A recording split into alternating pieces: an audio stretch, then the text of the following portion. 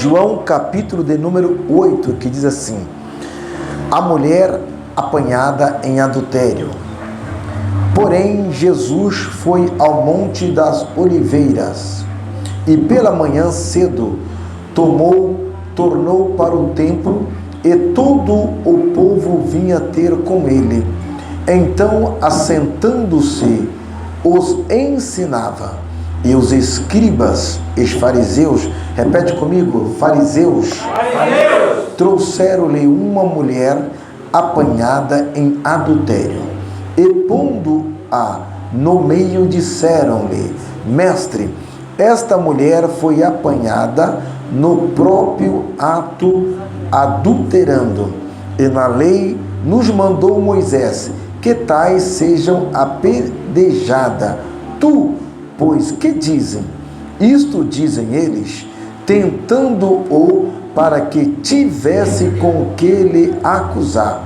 Mas Jesus, inclinando, olha só, então a cabeça dele estava baixa, se escrevendo com o dedo na areia, e como perseverassem, perguntando-lhe, endireitou, ou seja, ele levantou a cabeça, ele disse-lhe: aqueles que dentre vós está sem pecado, seja o primeiro que atire a pedra contra ela. E tornando a inclinar, ou seja, novamente abaixou a cabeça, se inclinasse, escrevia na areia. Porém, ouvindo eles isto e acusados pela consciência, saíram um a um, começando pelo mais velho, até o último ficou só, Jesus e a mulher que estava no meio. E, entretanto, endireitando-se Jesus, e não vendo ninguém mais do que a mulher, disse-lhe: mulher, onde estão aqueles teus acusadores? Ninguém te condenou? E ela disse: não, ninguém, Senhor. E disse-lhe Jesus: nem eu também te condeno. Vai e não peques mais.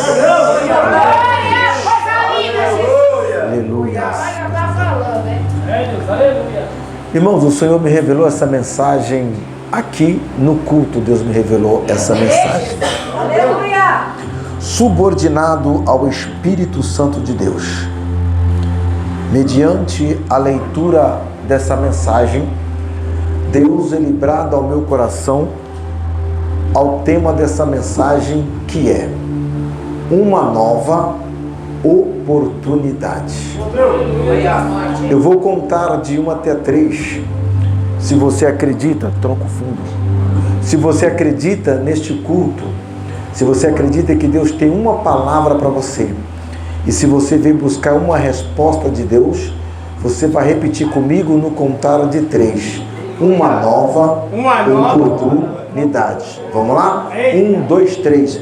Uma nova oportunidade. Meu Deus, que lindo. De novo para nós envergonhar o inferno. Vamos lá? Uma nova oportunidade. Olha aí, papai. Glória a Deus. Eu creio. Aleluias. Jesus, ele desce do monte do Getsemane. Jesus estava orando. E Jesus, ele vai até a beira da praia. A vida de quem ora, ele busca revestimento do céu.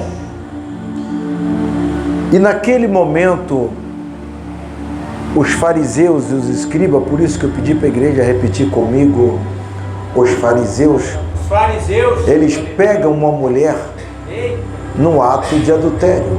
Meu Deus, é forte. E sabemos que está no livro dos Levíticos que toda pessoa que fosse pega no ato de adultério, ou seja, um crime que fosse pego ali naquele momento em flagrante, pela lei de Moisés, seria apedrejada até a morte. Meu Deus! Isso não era uma lei de Deus que Deus criou, era uma lei que Moisés criou. E Jesus, ele não veio para não cumprir ou para revogar a lei. Jesus, ele veio para cumprir a lei, porque ele sabe que a lei, ela traz um zelo para a obra de Deus. Por isso, as igrejas, elas criam seus usos e costume e as suas doutrinas. Doutrina é aquilo que está dentro da Bíblia Sagrada, no livro de Coríntios, Filipenses, Gálatas, Efésios e alguns outros livros. Isso são ensinamento. E o que é usos e costumes? São algumas coisas que os pastores, os bispos, os apóstolos criam para que seja um zelo da obra de Deus. E assim Moisés criou. Só que a lei do Antigo Testamento, ela é dura. E o próprio Deus vendo que ninguém iria conseguir vencer com a lei do Antigo Testamento. Pastor Gabriel, você prova isto? Provo. Por isso ele enviou o seu filho Jesus para morrer na cruz do Calvário, para nos dar o direito da salvação. E essa mulher pega no ato de adultério. Então os fariseus e os escribas, o que é os escribas? Os escribas eram os doutores da lei. Se fosse no dia de hoje, seriam os advogados, acusadores. E eles levam até Jesus, sabendo de onde Jesus estava, e vai dizer: mestre, esta mulher foi pega no ato de adultério. E eles já vão adiantar, dizendo: e tu sabes que quem fosse pega no ato de adultério na lei de Moisés, essa pessoa deveria ser apedrejada até a morte. Só que, na verdade, o que os fariseus queriam aqui não era cumprir a lei. Primeiro, eles sabendo que Jesus, sendo um rabino, a palavra rabino significa mestre dos mestres, ele estava procurando algo para quê? Para condenar Jesus, sabendo eles, Jesus sendo mestre do mestre, Senhor dos senhores, Rei dos judeus, na mente deles diziam que ele é o Senhor, ele é o Messias, então ele não pode imputar ou cobrir o pecado dessa mulher. Só que ao mesmo tempo ele vai vir a mulher morrer predejada. Como vai ficar a consciência de Jesus? Como vai ficar então Jesus assistindo, vendo aquela mulher ser morta, apedrejada? Realmente os fariseus, de uma forma, eles estavam certos. O que significa os fariseus dentro da Bíblia Sagrada? O nome de fariseu significa acusadores, aqueles que perseguem. Fariseus dentro da Bíblia significa o que? São os caluniadores. A própria Bíblia vai dizer que os fariseus, eles tinham coração de anjo e boca de demônio. Por quê? Porque eles se davam uma de santo, via defeito em todo mundo e se escondia dentro dos seus próprios erros. Ou seja, eles não estavam olhando os erros deles, eles estavam olhando mais os erros das outras pessoas do que os erros dele. Entenda bem, pastor Gabriel, tem fariseu hoje? Tem. Aonde? Dentro da igreja. Quem são os fariseus hoje? São aqueles que acusam, são aqueles que perseguem, são aqueles que vêm no culto e vai dizer: eu vou ver quem vai pregar hoje, eu vou ver quem vai cantar hoje. Quem são os fariseus? É aquele que chega em casa e diz: você viu a irmã que louvou? Ela errou no hino, ela desentonou. Quem são os fariseus? Você viu o irmão do sul que estava ajudando a ministrar essa mensagem? Ele errou, ele demorou a colocar o hino. Você viu a roupa da irmã? Você viu, aleluia, a roupa daquele irmão? Esses são os tipos de fariseus que vêm para fiscalizar a obra de Deus. Os fariseus, eles são o quê? Os caluniadores. Os fariseus, eles são o quê? Aquelas pessoas que acusam. E por sinal, eu quero até abrir um entre parênteses aqui, aleluia, de decifrar o que é o quê? A calúnia e a defamação. Repete comigo: calúnia e defamação. O que é a calúnia? A calúnia é algo que alguém não fez e alguém sai caluniando, dizendo: você viu aquele irmão, você viu aquela irmã, estão falando que ele fez isso, estão falando que ela fez isso. Não usa a sua boca como secretário do diabo, mas usa a sua boca como profeta de Deus. O que é a defamação? defamação. A defamação é algo que alguém realmente fez, mas alguém sai defamando aquela pessoa, dizendo: você viu quem pecou, você viu quem caiu, você viu quem traiu, você viu o que aquele pastor fez. E por sinal, eu quero abrir um entre parênteses aqui: tanto a calúnia, mediante a lei humana, como a defamação, ela é crime. Se jogar na justiça, chamar um advogado, a pessoa é indenizado. Eu já trago a primeira revelação do céu. A pergunta que eu faço para a igreja: eu vejo tantas pessoas pegar o microfone, já vi tantas pessoas dizer pela rede social, dizer assim, que Deus envergonha a pessoa no pecado, que Deus envergonha a pessoa no erro. Quem já ouviu alguém dizer isso? Eu não acredito nessa tese. Por quê? O que adianta, ou o que ganha Deus em envergonhar alguém pelo seu pecado e perder aquela alma para o inferno, perder aquela alma para o diabo? A intenção de Deus não é envergonhar ninguém. A maior intenção de Deus é que aquela alma se arrepende dos seus pecados e vai morar na glória com Ele. E por sinal, tem até um versículo na Bíblia, Ezequiel capítulo 33, que diz assim: Deus não tem prazer na morte do ímpio. Então Deus não tem prazer nenhum de apresentar o pecado de ninguém, de envergonhar ninguém. O maior prazer de Deus é que nós entramos por essa porta, ouvimos a palavra, guardamos a palavra e arrependemos dos nossos pecados. Aleluias. De Maruti Rebia, Pudica Manácia, de Forque de Eminência, Ramushi Ranaio. Aleluias. Aí Jesus está de cabeça baixa, escrevendo sobre a areia. Aí eles chegam com a mulher. Aí eles dizem: mestre, essa mulher foi pega no ato de adultério, ela deve morrer. Escute, Jesus não poderia deixar aquela mulher morrer, mas ele também, quando ele de cabeça baixa, ele só estava em um sentido, só tem um sentido. Apóstolo, quem traz Jesus está de cabeça baixa. E sabe qual é? Jesus naquele momento ele estava orando. Aleluia, é uma intimidade minha com Deus. Eu imagino Jesus orando e rogando ao Pai, dizendo: Pai, eu não posso deixar essa mulher morrer. Eu não posso deixar essa mulher morrer apedrejada. Mas se porventura ela morrer, eu quero escrever o nome dela no livro da vida, porque eu não posso deixar essa mulher morrer sem salvação. Então permita-me, igreja, a fazer uma agricultura dentro da palavra de Deus.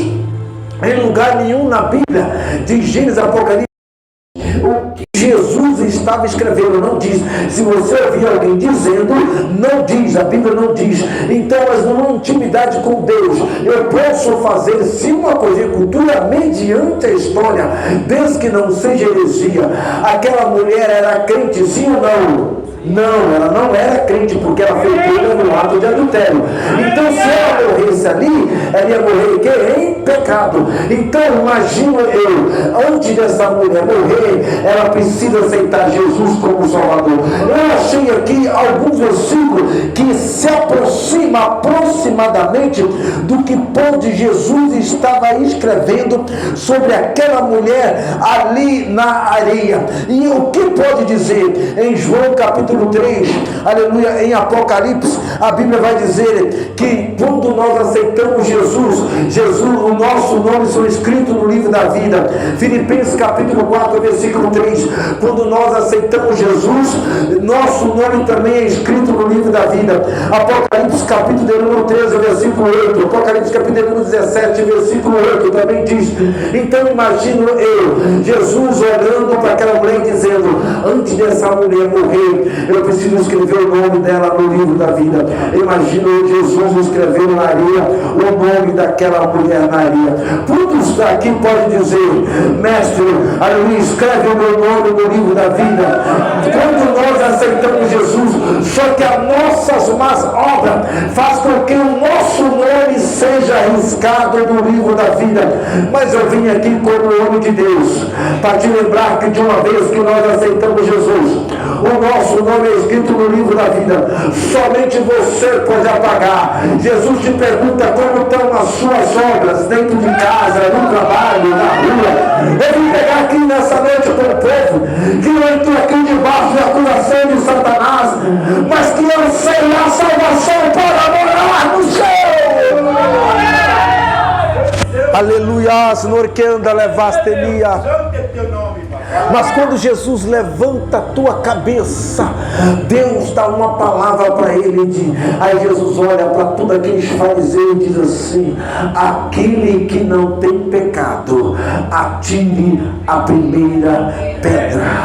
Eu começo a descobrir uma coisa, que enquanto tem pessoas olhando o defeito do outro, o pecado do outro, falha do outro, ele não tem tempo para cuidar da vida dele. Aleluia. Mas enquanto, aleluia, nós estamos cuidando, aleluia, da nossa salvação, dos nossos atos, está tendo milagre lá dentro da tua casa, no teu trabalho, seja um crente diferenciado, mas falaram mal de mim, me caluniaram, não tem problema, não retribui o mal por mal. Por quê, pastor Gabriel? Porque você tem a graça de Deus. Talvez eles não tenham a graça de Deus, talvez eles não tenham, aleluia, não conhecem o Deus que eu conheço, o Deus que você conhece, que te caluniou, que te apontou, que viu o teu erro, porque enquanto eles estão olhando os erros das pessoas, Deus está trabalhando em favor da tua vida. Aleluia. Só que o texto diz, Jesus pergunta: quem não tiver pecado, atira a primeira pedra. Imagina aqueles homens, sabendo que Jesus era um profeta. Eles em si se conheciam, porque eles sabiam de cada um dos erros deles. Imagine um olhando para o outro e dizendo assim: rapaz, já falei para você que isso não iria dar certo. O outro olhou e disse assim: mas foi você que me chamou. Aí o outro olhou e disse assim: mas eu não queria vir, mas porque todo mundo veio. Aí em uma reunião, aí eu lembro da passagem de Jó. Qual foi, pastor Gabriel? Quando o diabo, aleluia, reuniu com Deus, e Deus reuniu com o diabo dizendo assim: viste o meu filho Jó? Olha Deus falando, o justo, íntegro, temente, eu não desvio o seu caminho para o mal. Aí o diabo olha tentando acusar Jó e diz assim: mas sabe por que ele é crente assim? Porque ele tem tudo o que ele precisa. Ele tem carro, ele tem família, ele tem dinheiro no banco, ele tem saúde. Olha o que Deus vai dizer. Aí ele vai então e toca em tudo que ele tem, só não vai tocar na alma dele. Mas então automaticamente o diabo já tinha ido lá, já tinha tentado se andar na vida de Jó. Por quê? Porque quando Deus indaga o diabo fala assim: ele faz isso porque ele já tem tudo que ele precisa. Ou seja, teve uma reunião, uma panelinha. Quem estava na panelinha? Deus e o diabo tentando acusar Jó. Só que nessa panelinha Jó não estava. Sabe o que eu começo a descobrir? Que pode fazer panelinha, pode te acusar de alguma coisa, mas enquanto Deus estiver no meio da reunião, Deus está te defendendo. Já tinha defeito, sim ou não tinha? Então por que Deus falou que Jó era justo? Por quê? Porque Deus estava defendendo o filho dele para o diabo. Você já viu o pai, aleluia, condenar o filho em alguma coisa? Pode fazer panelinha, mas se Deus estiver na panelinha, na reunião, Deus vai te justificar, Deus vai te justificar, Deus vai te justificar. Aleluias. Aí ele sai um por um. Só que o texto diz que novamente Jesus inclina a cabeça e ele volta novamente a escrever na areia. Aqui é a intimidade minha com Deus. Eu não sei o teu grau de intimidade com Deus. E retorno a dizer novamente, a Bíblia dizendo em Apocalipse não diz o que Jesus estava escrevendo. Mas se na minha tese, na minha intimidade, a mulher não era crente, ela passou a ser crente, e Jesus então automaticamente, simbolicamente poderia estar escrevendo: vou escrever o teu nome no livro da vida para você não morrer sem salvação. A mulher agora é crente, porque Jesus fala assim para ela: aonde estão os seus acusadores? Não tem mais nenhum? Olha o que Jesus diz: vai-te em paz e não peques mais. E não peques mais. Sabe o que eu imagino Jesus poderia estar escrevendo naquele momento? A mulher não morreu. Jesus estava dizendo assim: até agora você pecou, seus pecados foram perdoados, você iria sair daqui dentro de um caixão, mas Deus te deu uma nova oportunidade. Eu trouxe mais Jesus dizendo assim: eu vou escrever uma nova história aqui na tua vida, mulher. Eu vou escrever novos sonhos aqui, porque aquela mulher, ela tinha sonhos, ela tinha desejo, e se ela morresse ali, igreja, ali seria enterrado o sonho daquela mulher. Aí alguém que talvez, se fosse nos dias de hoje, uma vontade de fazer uma faculdade, uma vontade de ser um pregador, uma pregadora, uma cantora, um missionário, se aquela mulher morre ali, os sonhos dela seriam enterrados ali. Eu imagino Jesus dizendo: vai, não peque mais, eu estou escrevendo uma nova história na tua vida.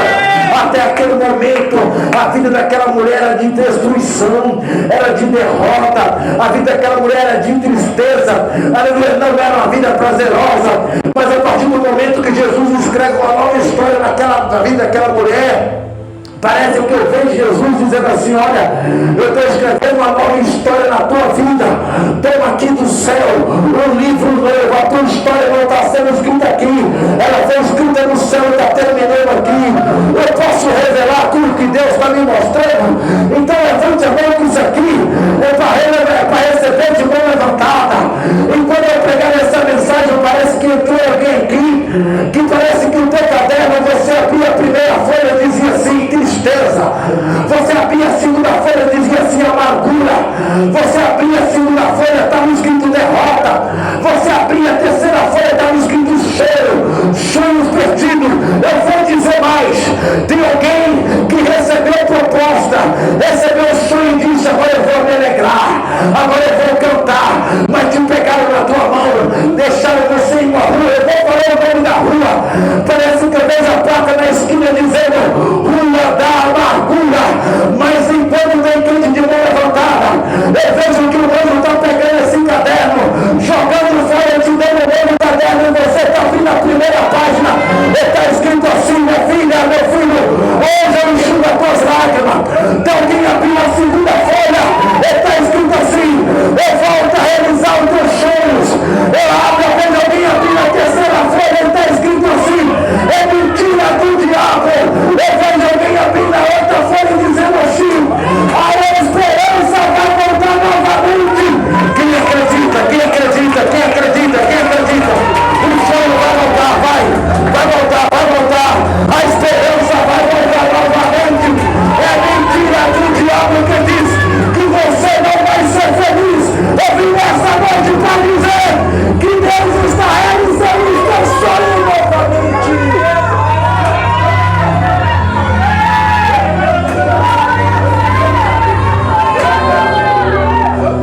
Vergonha do inferno que diz: para de sonhar, para de buscar, acabou a esperança, você não vai ser mais feliz.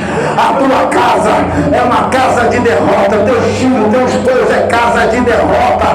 Ô bispo, ô apóstolo, já estou feliz que eu estou vendo lágrima.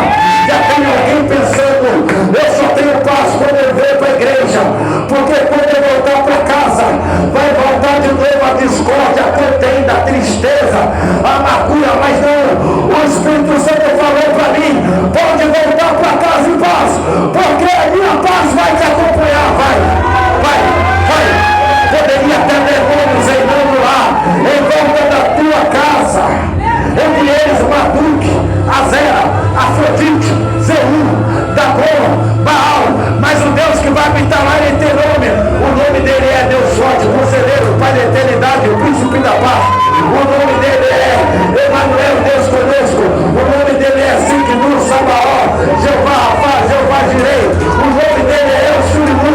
O nome dele tem as quatro letras da literatura do Baxo, YHWH. O nome dele é o guarda de Israel. O nome dele é o Alfa e o Ômega. É o que começou e que vai terminar a obra na tua vida. Vou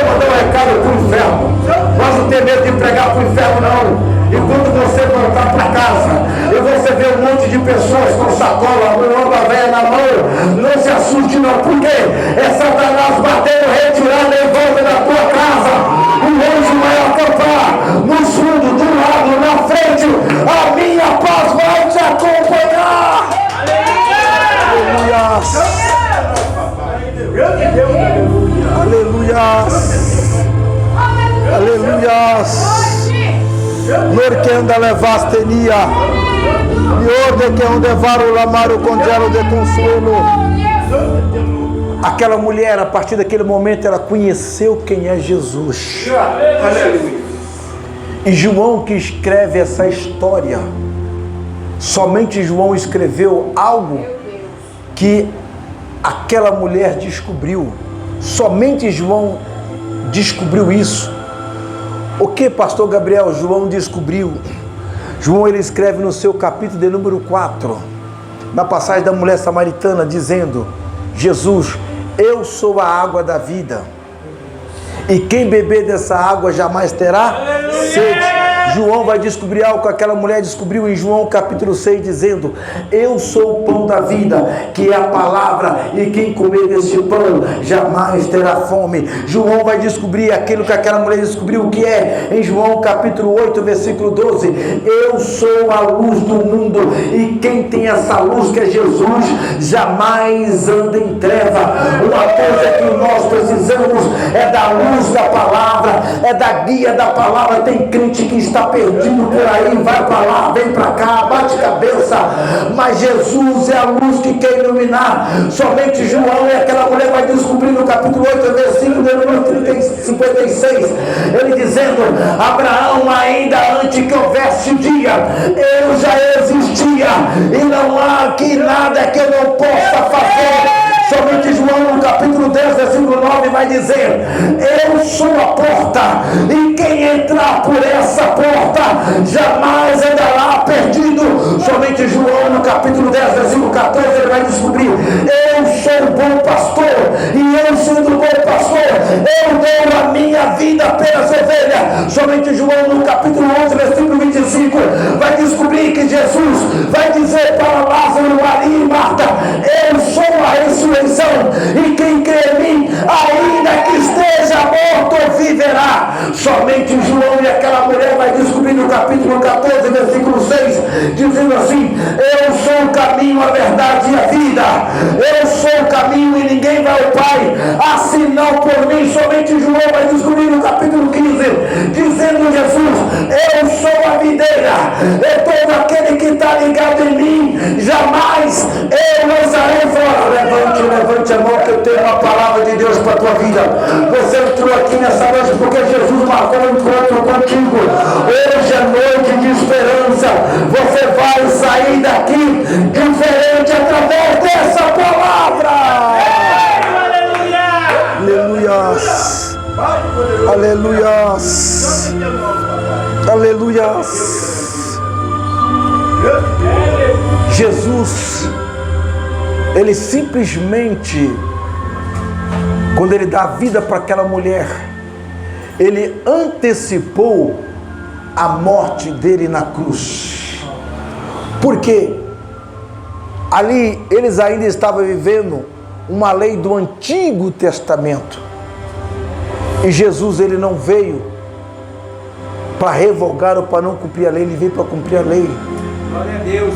E ele ainda não tinha morrido na cruz, ou seja, ainda só após que ele morreu na cruz, que nos deu o direito da graça, da salvação. Porque até outrora o salário do pecado é a morte, e todos nós pecamos e destituídos fomos da glória de Deus. Então Jesus, ele praticamente antecipou a morte dele na cruz do Calvário. Porque a palavra graça, ela se encontra apenas no Novo Testamento. No Antigo Testamento tem a palavra cuidado, arrependimento, fé, esperança, mas a palavra graça não tem. Eu encontrei uma palavra que se aproxima no Antigo Testamento, a misericórdia de Deus. Qual? Chamado-se de clemência. A palavra clemência é uma das palavras mais antigas do dicionário mundial do grego-latim. E o que significa a palavra clemência? Perdão de um condenado. E quando eu vi o pecado dessa mulher sendo perdoado e ela ganhando a vida de volta, eu assisti um dia um julgamento de uma pena de morte, apóstolo.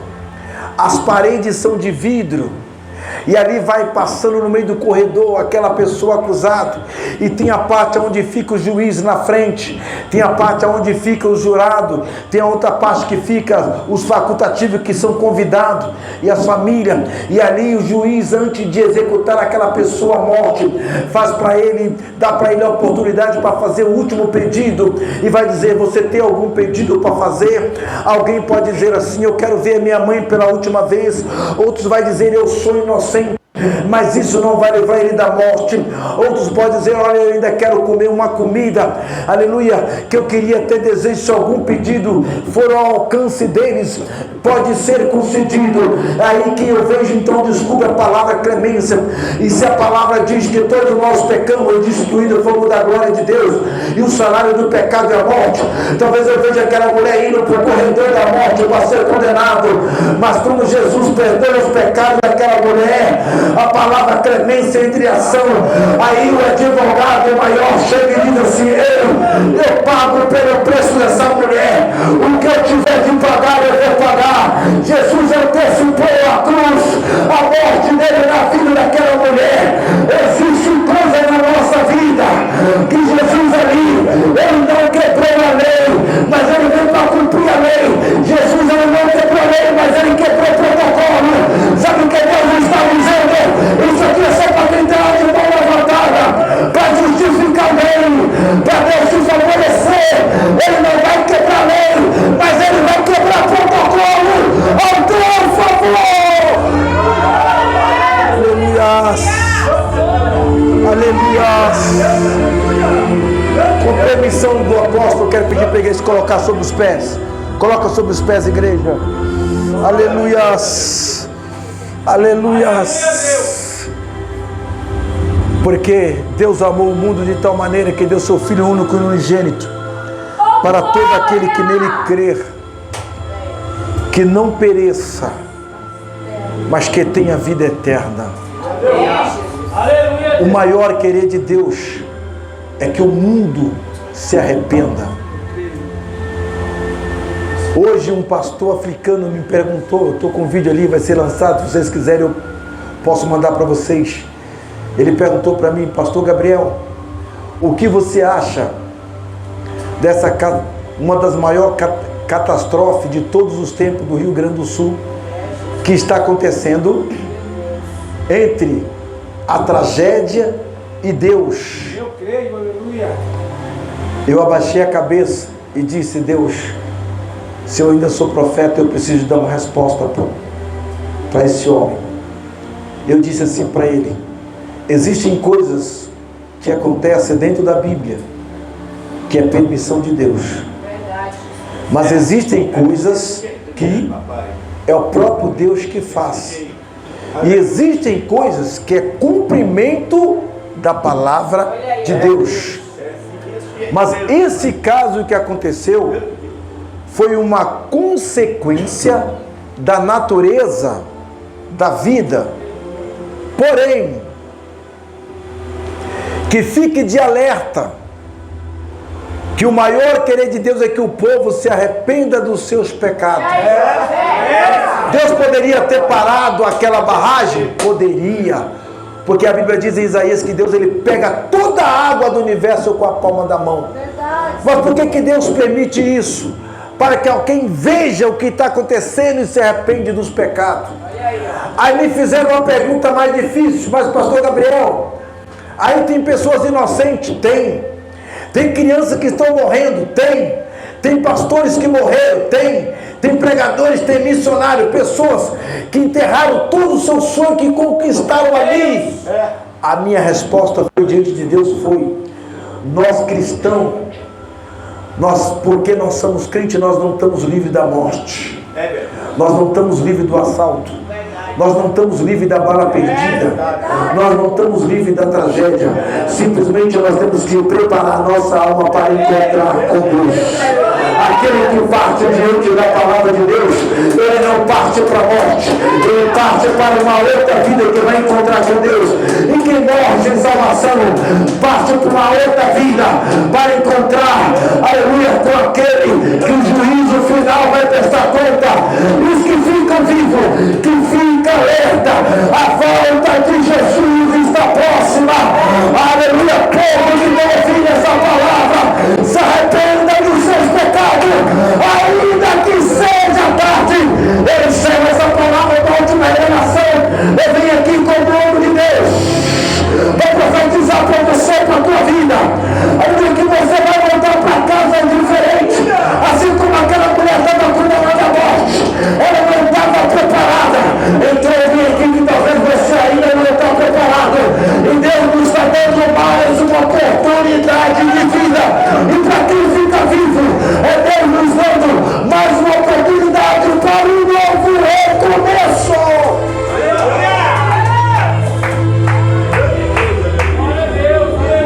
Manakayoto como shinayo.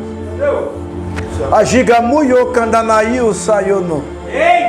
Hanayo kayoshiro toyoha. Anayo koyeshinayo kodemionasi. A cada dia de vida que Deus nos dá, é mais uma oportunidade de um novo recomeço.